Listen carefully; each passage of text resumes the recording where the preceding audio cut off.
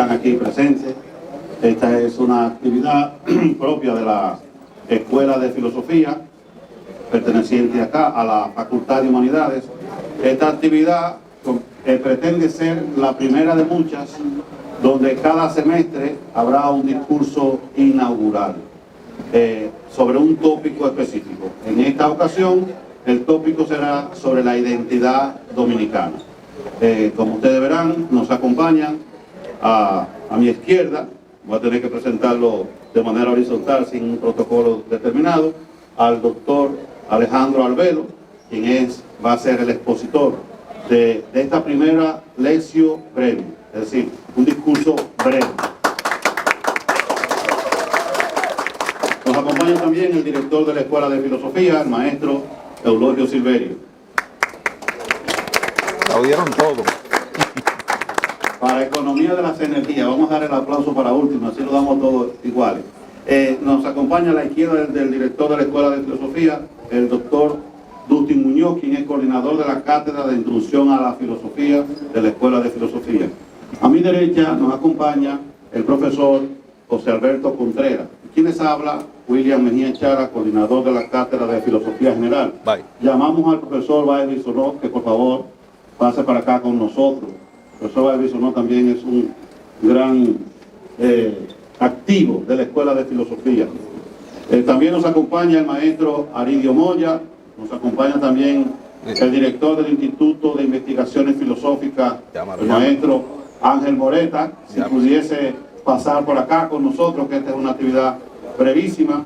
Agradecemos a todos los estudiantes, al equipo, Aridio, diríamos, de comunicación de la Facultad de Humanidades, con el periodista Eddie que nos acompaña, el profesor Aridio Moya. Entonces, brevemente vamos a darle la palabra al señor director de la Escuela de Filosofía, maestro Eulogio Silverio.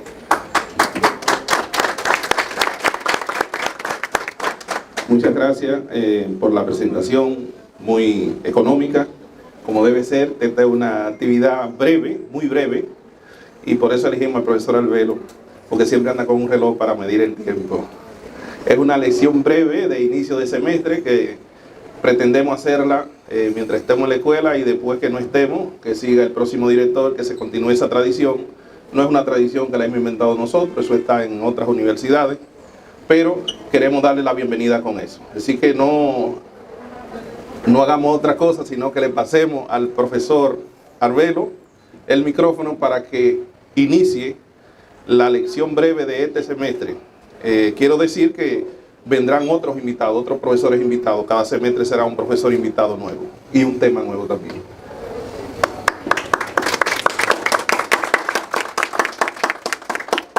Como ha dicho el profesor Eulogio Silverio, la Lectio Brevis o lección breve es una ceremonia académica de inicio de semestre en las universidades básicamente europeas. Nuestro departamento, nuestra escuela, que es la más antigua de América, fue fundada en 1538 como parte de la primera universidad del Nuevo Mundo. Es una escuela que hunde sus raíces en el inicio de los tiempos occidentales en América, y como tal es un puente entre lo que fue y lo que debe ser y lo que puede ser. El tema que se me ha invitado a tratar es ¿qué es ser dominicano? Y trataremos de esbozarlo así como a grandes rasgos en no más de 15 minutos. Y me hubiera gustado comenzar por leer un texto de Parménides, pero al escuchar al maestro William Mejía Chalas y al profesor Silverio, he cambiado y he pensado en la reacción de uno de los discípulos de Hegel al final de un curso de filosofía del derecho que él dio, y en el que él plantea, justamente al inicio de ese curso, que ha sido recogido siglos después, que todo lo real es racional y todo lo racional es real. Eso está dicho casi textualmente así en el poema de Parménides, el poema de la naturaleza. en el que Parménides plantea que el ser es, y ese es el camino de la verdad, y que no ser, nada, no hay. El tema del ser, la pregunta por el qué es ser algo, es un tema ontológico. Es un tema de raigambre típicamente filosófica. El qué es ser no es necesariamente excluyente, ni tampoco tiende a esencialismos, como ahora se dice, que cuando se habla del ser, se quiere negar el movimiento. No, porque Parménides y Heráclito, aquel que decía que nadie se baña dos veces en un mismo río, no se excluyen entre sí, sino que se complementan. O sea, que el ser es un ser en movimiento, un ser en construcción. Entonces, plantearse el tema del ser dominicano es un tema eterno, es un tema que no debemos rehuir. No es una narración, no es un texto, como ahora se dice desde la filosofía posmoderna, que las fronteras y el tema del qué es ser es un texto o que es una narración, que no es una cuestión de esencias, ousia, como llamaban los griegos. Quizás plantearse en tan poco tiempo el tema del ser de los dominicanos resulte un poco abstracto, resulte una misión un poco difícil, para no decir imposible, pero les voy a plantear, vamos a decir, que un truco metodológico. Los problemas filosóficos no siempre se abordan de manera frontal, sino que a veces tiene uno que acercarse a ellos como haciendo rodeos. A propósito de una imagen que usaba de Jonás el profesor Aridio Moya en una conversación previa a este encuentro, tenemos que abordar los problemas filosóficos un poco como los judíos tomaron a Jericó, es decir, dando vueltas, tocando a veces una corneta, elevando una canción y sobre todo de manera paciente hasta que las murallas del tema que estamos tratando de asediar vengan a suelo. Entonces, ¿qué es lo que les planteo? Que en lugar de plantearnos qué es ser dominicano, nos planteemos primero cómo son los dominicanos. Y entonces, girando un poco sobre esa cuestión, mirando un poco de la historia, haciendo una suerte de epogé. Eso suena como extraño, pero la epogé no es más que la suspensión del juicio, que es la clave del método fenomenológico en filosofía. Tratemos de mirar, de poner como entre corchetes nuestros juicios, nuestros prejuicios, nuestras verdades, que así por verdades tenemos esas creencias que se han instilado en nosotros desde que éramos mucho más jóvenes que lo que son ahora los estudiantes que nos acompañan, y haciendo esa suerte de puesta entre corchetes de nuestra conciencia anterior, nos preguntemos, ¿y cómo son los dominicanos? ¿Cómo es que son los dominicanos? Y a partir del cómo es algo, fácilmente uno puede llegar al qué es ser de ese algo. Es decir, desde la perspectiva de la descripción, de una descripción fenomenológica, que es una escuela filosófica, puede uno entonces acercarse a la cuestión ontológica de cuál es el ser de los dominicanos. ¿Qué importancia tiene saber cuál es el ser de los dominicanos? Que cuando alguien venga a decirnos que somos algo diferente a lo que somos, entonces se va a crear en nosotros una disonancia, o vamos a defender lo que es el ser dominicano. Por algo, los países producen un determinado ciudadano con determinado perfil. Es decir, España produce españoles, Inglaterra produce ingleses, Canadá canadienses, Haití haitianos y la República Dominicana dominicanos. Ahora, ¿cómo ha sido ese proceso? ¿Cómo ha sido ese proceso? Muy rápidamente uno puede extender la mirada hasta finales del siglo XVII. Finales del siglo XVIII. Si uno se sitúa en el siglo XVIII, finales del siglo XVIII, se encontrará con acontecimientos como este. Se encontrará que en 1795 esta parte de la isla fue cedida a Francia. Y entonces toda la isla se unificó bajo una sola bandera, que era la bandera francesa. Si uno sigue andando el tiempo, en ese lustro de 1795 a 1800 circuló una quintilla aquí, que es la quintilla del padre Juan Vázquez, que ya verán qué final trágico tuvo el padre Juan Vázquez.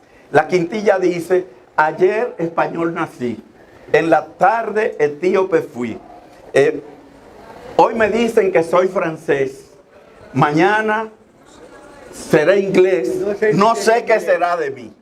O sea, esa quintilla que circuló como una hoja suelta, sobre todo en la parte norte del país, expresaba de alguna manera la quinta esencia del sentido de desarraigo, de la angustia de los habitantes de esta parte de la isla, que de alguna manera no sabían qué eran, no sabían a qué atenerse. Entonces, pero seguimos avanzando en ese final del siglo XVIII y nos encontramos que en 1800 se publica el primer impreso que se conserva en la imprenta de los hermanos Bloquers. En 1800 se publica la novena a la Virgen de la Altagracia. En esa novena se pide ya la protección de la Virgen de la Altagracia para los perros del Señor, para los habitantes, muy específicamente para los habitantes de esta parte de la isla, no para la isla completa. Y estamos hablando de territorio y de religión ya.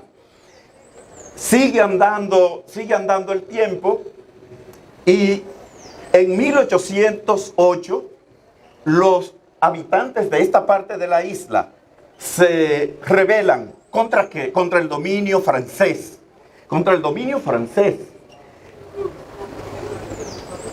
Ahí es que se produce la célebre batalla de Palo Hincado, ¿verdad? Que ustedes conocen aquella proclama de Juan Sánchez Ramírez. De pena de la vida al soldado que tirare, que tocare retirada, aunque fuese yo mismo. O sea, era una decisión firme a defender el territorio de las fuerzas de ocupación. ¿Por quién estaba ocupada la parte este? Por los franceses. Le había sido cedida en 1795. Entonces, ¿cómo termina todo esto? ¿Cómo termina todo esto? Triunfaron los que, para que ustedes vean cómo se va fraguando la identidad, los de habla hispana triunfaron sobre los de habla francesa. Y el 12 de diciembre de 1808 se reunieron en Bondillo, que es un lugar que queda por aquí cerca de Bayona, entre Bayona y Los Alcarrizos, a decidir qué hacían. ¿Y cuál fue la decisión? Firmaron un acta que se llama el Acta de Bondillo. Y en esa acta dice el primer artículo que nosotros, los caudillos reunidos después de la batalla de Palo Hincado, reconocemos como nuestro real y único rey a Fernando VII. ¿Quién era Fernando VII? Fernando VII era el rey de España, pero el rey de España estaba prisionero en Francia. Entonces, en 1805, Haití se independiza en 1801 y en 1805 invaden la parte este de la isla. ¿Con qué propósito? Reclamar la posesión, la soberanía sobre esta isla, porque como ellos se independizaron.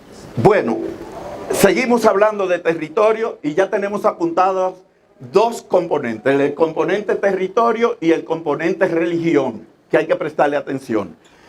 Y de una manera tangencial el componente idioma, porque se está defendiendo la que está asumiendo la defensa es la parte de habla hispana. Entonces, seguimos andando el tiempo. 1813 se escribe el primer libro de filosofía que va a conocer la imprenta que se titula Lógica, elementos de filosofía para uso de la juventud dominicana. Estamos hablando de 1813. 1813 es el año en que nace Juan Pablo Duarte, 26 de enero. ¿Y no les llama a ustedes la atención el subtítulo de ese libro, que es Lógica, elementos de filosofía para uso de la juventud dominicana? Vería la luz un año después en la imprenta de la Capitanía del Puerto de Santo Domingo, 1814. ¿Cómo que juventud dominicana? ¿Juventud dominicana en 1813? ¿Y existía la República Dominicana en 1813? Claro que no. Pero ese subtítulo, como aquella hojita de la quintilla del padre Juan Vázquez, nos va sugiriendo algo. Nos va sugiriendo que ya no teníamos en esta parte de la isla esa indefinición de finales del siglo XVIII y que ya había aquí una comunidad grande o pequeña que se sentía diferente a los etíopes, a los haitianos, a los franceses, a los españoles y a los ingleses, que es esa comunidad se llamaba a sí misma dominicana, pero no había surgido el Estado y no podía hablarse de nación todavía propiamente en ese momento. Pero unos años después, exactamente 5 años después, un 1 de diciembre de 1820, ese mismo filósofo, que es el autor del primer libro publicado en la República Dominicana, del que hay varias ediciones, una de ellas prohijada por el maestro Ángel Moreta, que está aquí.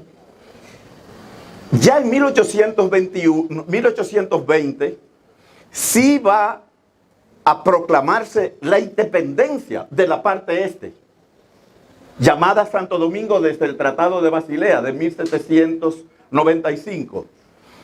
Y ya sí se plantea esa acta constitutiva, que ustedes la pueden buscar, esa acta constitutiva habla de derechos, habla de poder ejecutivo, habla de poder legislativo, o sea, tiene el valor de una constitución. Luego, ya ustedes saben lo que pasó, ¿verdad? 3 meses y 9 días después, entraron los haitianos a la parte este y la ocuparon por 22 años. Prohibieron a la Iglesia Católica, otra vez la Iglesia, tener bienes. Prohibieron el uso del español en los documentos oficiales.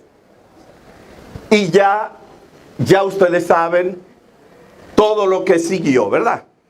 Cerraron la universidad. Cerraron la universidad.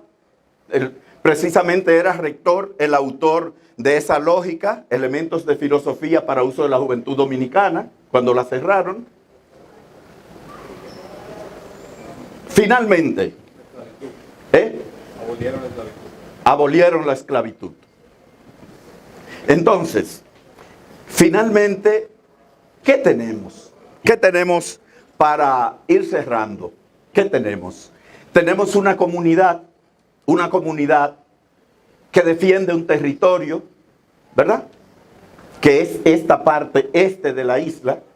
Tenemos una comunidad que tiene una religión, que es una religión distinta a la de aquellos que nos invadieron. Por eso ustedes, si leen el proyecto de constitución de Duarte, se van a encontrar con que él dice que la religión del Estado Dominicano, es Duarte que lo dice, es la católica, apostólica y romana, aunque consagra la libertad de cultos, pero la del Estado, dice él, es la religión católica. ¿Por qué? Porque eso es una manera de decir, no practicamos el vudú, respetamos eso, pero esa no es nuestra religión. No es tampoco el luteranismo de origen anglosajón, no, es la católica, que es la que venía acompañando a los habitantes de la parte este desde la batalla de la Limonade en 1791, que los que fueron de aquí fueron al amparo del cuadro de la Virgen, de la Altagracia. No estamos sometiendo a evaluación si esto es, si hay que creer en vírgenes o no, o si Dios ha dirigido la historia o no. No, estamos tratando de señalar datos de la realidad, no sueños, no narraciones y no textos, datos de la realidad. Entonces, ¿qué significa esto? ¿Qué significa esto? Para que haya Estado se necesita un territorio sobre el cual ejercer el control, garantizar la seguridad y monopolizar la violencia. Para que haya Estado se necesita una comunidad de destino, un conjunto de personas que tengan la firme voluntad de irrumpir en la historia con voz propia, con perfil propio. ¿De qué estamos hablando? De una comunidad que habla un idioma determinado, que no es cualquier idioma. No es creol, no es francés, no es inglés, es español. Esos son datos de la realidad. No podemos pelearnos con la historia. Seguir en guerra con España cuando España ya no está aquí y negar sobre todo el idioma y la religión porque procedan o provengan de España. Ese no es nuestro problema. Así fue como acontecieron las cosas. Así fue como sucedió. ¿Y ahora qué hago yo? ¿Dejo de hablar español o lo hablo mal? ¿O renuncio al orbe del imaginario cristiano? No, ese es el orbe que nos tocó en suerte como nación, como grupo humano. Y finalmente, a propósito de la religión, que es una de las constantes de la condición humana, esa tesis no es mía, es de Hume, en Historia Natural de la Religión, lo plantea, que lo hemos leído juntos, el profesor Silverio y yo. ¿Con qué nos encontramos al inicio de Ión, de Platón? Con que Ión va por la calle y se encuentra con Sócrates, y Sócrates le dice, oh, ¿y de dónde viene? Dice, oh, vengo de las fiestas de los concursos en honor a Asclepio, a Esculapio, el dios de la medicina. Dice, ay, qué bueno, pues mira, yo hasta te envidio. Y yo te envidio y me encanta tu labor, la labor que tú haces de defensa y declamación de los poemas homéricos. Pero a mí me gustaría que tú también triunfaras en la Panateneas. Es decir, en las fiestas que se hacían y los concursos que se hacían, las competencias que se hacían en honor a la diosa de Atenas. Es decir, a Atenea. Es decir, los pueblos siempre tienen religión. O son religiones deístas o son religiones laicas, pero siempre tienen religión. A veces la sustituyen por ideología o por mitos, que es casi lo mismo. Pero finalmente, nuestra lengua, y eso sí que tiene un interés especial, sobre todo por el público joven que tenemos aquí. Nuestra lengua es el español, no ninguna otra. Si ha de hablarse de analfabetismo, no es si usted sabe inglés o francés o italiano o ruso. No es ahí que se va a medir su analfabetismo, funcional o no, sino en su lengua. Lo que tenemos que hacer es justamente seguir defendiendo nuestro territorio, seguir cultivando nuestra lengua y seguir cultivando el orbe de imágenes que nos dan cohesión como nación. Con la lengua, nunca se dirá lo bastante, dice Nietzsche en El viajero y su sombra, heredamos una interpretación de la realidad. El hecho de hablar español no es una cosa cualquiera. La lengua ejerce un papel performativo sobre la conciencia y por tanto sobre la conducta y el sistema de creencias de las personas. Luego tenemos que cuidar nuestra lengua, cultivar nuestra lengua, defender nuestra lengua, incluso del uso amanerado y superficial a que nos quieren llevar, que con 20 palabras se pueda decir todo, casi siempre por ignorancia. Porque se pueden decir muchísimas cosas terribles mediante la lengua. Por ejemplo, ¿ustedes han leído La casada infiel de García Lorca? Pues un poema terrible, dice cosas tremendas. pero las dice de una manera Bella. poética, bella, elegante. Pues bien, con la defensa de la lengua estamos defendiendo unos hábitos mentales, un modo de pensar, una manera de ver la realidad, incluso una manera de relacionarnos entre nosotros. Y a propósito de esa manera de relacionarnos, hay que poner un cuarto sillar para ir orillando el tema del qué es ser dominicano, que es la cuestión, parece que me estoy emocionando mucho porque el profesor me está pasando la mano por la espalda, que es la cuestión del tipo de interrelación que existe en nuestro país. Muchos quieren ver racismo aquí, muchos ven racismo. Yo quisiera saber si aquí ha habido racismo como lo hubo en Cuba hasta 1959 y en Estados Unidos hasta la irrupción de Malcolm X y Martin Luther King. Si aquí alguna vez hubo vehículos para negros y vehículos para blancos. El cuarto y último elemento con el que voy a cerrar estas palabras, porque creo haber entendido el pasamano del profesor Mejía Chalas, es la tendencia de la sociedad dominicana al mestizaje. Aquí a nadie se desvincula o se echa o se le cierran oportunidades porque sea de este color o el otro. Finalmente, les voy a contar un cuento que ocurrió en los tiempos de Platón, que fue que el tirano de Siracusa tenía un asistente llamado Damocles.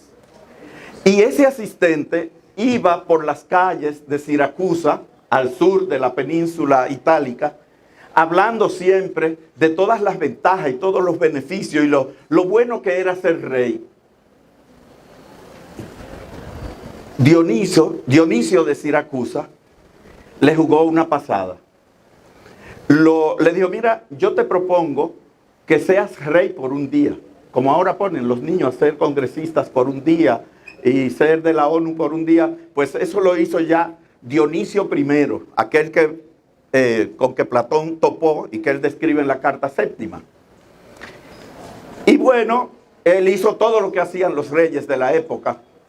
Pidió la compañía de extranjeras, pidió manjares, pidió tesoros, pero por la razón que fuese, hubo un momento, a lo mejor después de degustar un ramillete de uvas, que miró hacia el techo y vio que tenía una espada pendiendo sobre su cabeza, atada de un pelo de la crin de un caballo.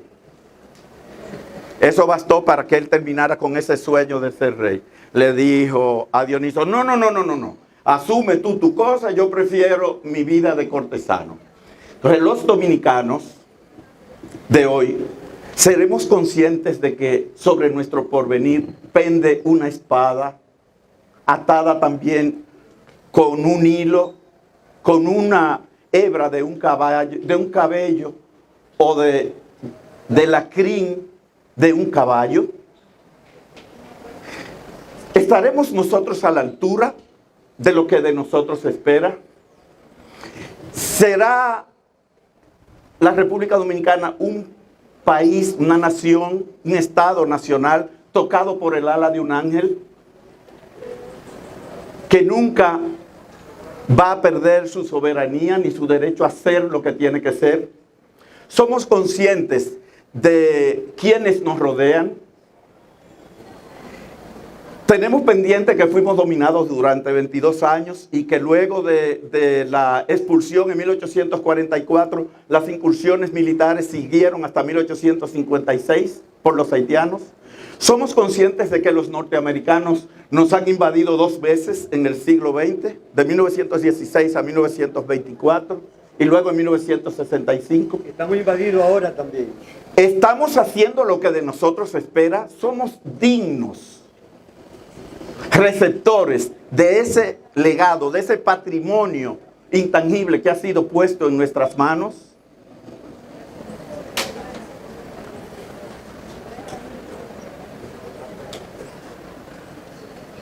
Tengamos miedo de la historia antes de que sea tarde.